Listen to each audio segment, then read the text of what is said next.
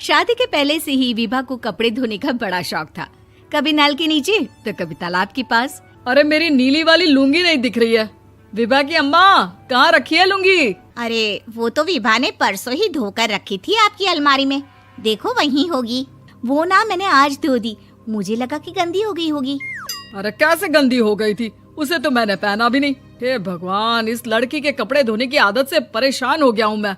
जितना तो घर में राशन नहीं आता, उससे कहीं ज्यादा डिटर्जेंट पाउडर का खर्चा है। इसकी शादी करवा दो, शादी। जाए अपने घर में ही करे काम, फिर चाहे घर के कपड़े धोने हो या पूरे गांव के। हाँ ठीक बोल रही हो, देखता हूँ मैं कोई लड़का। वो दिन भी आ जाता है जब विभा को देखने लड़के वाले आ जाते हैं। लड़की मुझे अच्छी लगी। होने वाली सास कहती है, बेटी अगर कुछ पूछना है तो पूछ लो। वैसे तो हमारी लड़की बहुत ही शर्मीली है, जो बोल दो वो मान लेती है, इसे क्या पूछना होगा। अरे कैसी बात कर रही हो माँ, मुझे इन लोगों के घर रहना है, सवाल तो कई है। हाँ हाँ बेटा, पूछ लो ना, क्या पूछना है। आप लोगों के घर कपड़े कौन धोता है? सास का मुंह बन जाता है। देखो, अगर तुम ये कहना चाहती हो कि तुम्हें कपड़े धोने नहीं आते तो सुन लो, कपड़े मैं ही धोती हूँ, लेकिन तुम्हारे आ जाने के बाद मैं रुमाल तक नहीं धोऊंगी। अरे चुप रहना भाग्यवान, बहू बेचारी घर आई नहीं, उसे डराना शुरू कर दिया। वो क्या है ना बिटिया, अभी तक तो ये कल्लू की माँ ही धोती थी, लेकिन अब तुम्हारे पापा तो दहेज में वॉशिंग मशीन देंगे ही। तभी विभा की माँ बोल पड़ती है, सवाल भी पूछा तो क्या। वैसे भाई साहब, मशीन की तो फिर भी कपड़े धोने की कैपेसिटी होती है। मतलब जो बिटिया दे रहे हैं ना विभा, इसे कपड़े धोने का बहुत शौक है। ये आप लोगों के क्या, आस पड़ोस गांव मोहल्ले सबके कपड़े धो दे और उफ तक ना करे। बाहर देखा नहीं आपने कितने कपड़े सूख रहे हैं?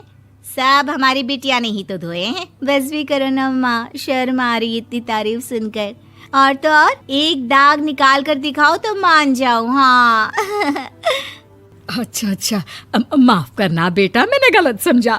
हमें तो रिश्ता बहुत पसंद है। और ऐसे जुड़ जाता है रिश्ता कपड़े धोने का शौक रखने वाली विभा का। उसकी शादी हो जाती है कोयला फैक्ट्री में काम करने वाले कल्लू के साथ। शादी के बाद अचानक विभा चिल्लाती हुई सास के पास आती है। सासू माँ, अरे सासू माँ कहाँ है आप?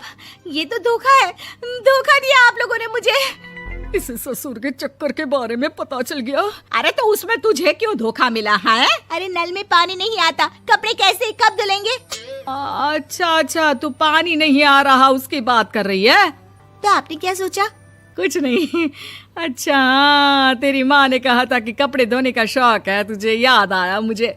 शौक बोलकर कपड़े धोने वाले मेरे जुनून को कम ना आके सासू माँ, कपड़ा धोना मेरा गुरूर है। तभी पति भी वहाँ आ जाता है। अभी मैंने इसे सनी देओल की फिल्म दिखाई है, उसी के डायलॉग मार रही है माँ। अच्छा सुन, साफ बता रही हूँ, पानी सुबह 4 से 6 और शाम को 10 से 12 आता है, समझी? विभा टाइमिंग सुनकर हैरान हो जाती है। ये क्या भूतों का मोहल्ला है? सुबह 4 बजे उठकर कौन कपड़े धोता है? 4 बजे टंकी में पानी जाता है, फिर सारा दिन धोना ना, किसने मना किया? अरे कैसी बात कर रही हैं? 200 लीटर की टंकी में कितने कपड़े धो लूंगी मैं? सुबह ही उठ जाऊंगी मैं। अब क्या था, विभा सुबह 4 से लेकर रात के 12 बजे तक कपड़े ही धोती रहती। एक रोज सास पड़ोस से निकलकर कहीं जा रही होती है कि साथ वाली कहती है, हाँ कल्लू की माँ, जरा ये बताओ कि 2 साड़ी है, 2 ब्लाउज और एक पेटीकोट और एक नाड़े वाला लंबा कच्छा। हाँ तो? अरे तो क्या, कितना लोगी धुलाई ये बताओ। धोबन दिख रहे हैं हम क्या? हमारे पति सरकारी नौकरी से अभी रिटायर हुए हैं और बेटा सुपरवाइजर है कोयला फैक्ट्री में। धोबन समझ रखा है हमें? हाय रे कल्लू की अम्मा, माफ कर दो, वो तो मोहल्ले में यही सब बता रहे थे कि तुमने बहू को कपड़ा धुलवाने के काम में लगा दिया है। सास को पड़ोसन की बात सुनकर गुस्सा आ जाता है। वो घर पहुंचती है जहां घर के बाहर ही इतने सारे कपड़े सूख रहे होते हैं जितने कि किसी धोबन के घर पर। अरे ओ कल्लू की दुल्हन, बाहर निकल। माँ जी यहीं आ जाओ, बाथरूम में चादर धो रहे हैं हम। अरे अभी हम धोते हैं, तुमको बाहर निकलो। ये आस पड़ोस वाले बोल रहे हैं कि हम बहू से कपड़े धुलवा कर उसे कपड़ा धोने वाली बना दिए हैं। अरे छोड़ो ना माँ जी, किन लोगों की बातों में आती हो? आस पास के लोगों का तो काम ही होता है कि वो किसी तरह सास बहू को लड़ा दे। बहू सारे घर के कपड़े धोती है, ये क्या कम है? बोलिए।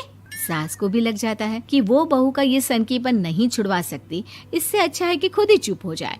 एक रोज सास और बहू मंदिर जाते हैं, जहाँ सास की साड़ी वहाँ खड़ी भीख मांगने वाली से मिलती है। माँ जी क्या बात है, आपकी साड़ी उस भिखारन से कितनी मिल रही है ना? हाँ हाँ देखो तो, दोनों की साड़ी मिल रही है। क्या बात है कल्लू की अम्मा, तुम खुद को तो अफसर की बीवी बताती हो और ऐसी सिंपल सी प्लेन साड़ी पहनकर घूमती हो। सिंपल और प्लेन नहीं है ये साड़ी। तो क्या सोने के धागे से फूल बने हैं?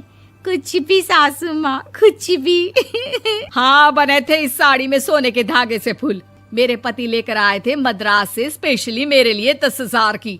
ताहे भाई साहब इस भिखारन के लिए भी सेम टू सेम साड़ी लेकर आए होंगे 10,000 की। सास उस वक्त तो कुछ नहीं कहती, लेकिन बहू के साथ घर आती है और अलमारी से एल्बम निकाल कर लाती है। ये साड़ी देख रही है, ये वही साड़ी है जिसे मैंने अभी पहना था। इस साड़ी में ये जो चमकदार फूल दिख रहे हैं ना, ये सोने के धागों से काढ़े गए हैं। लेकिन तू लोकल वॉशिंग मशीन ब्रश से घिस घिस कर सारे फूलों को निकाल कर साड़ी प्लेन कर दी। मुझे माफ कर दीजिए सासू माँ। और तो और, जब मैंने तुझे तेरी गलती के लिए कुछ नहीं कहा, लेकिन तूने तो सबके सामने मेरा मजाक ही बना दिया। क्यों? बहू को समझ में आ जाता है कि अब से उसका कपड़े धोना बंद।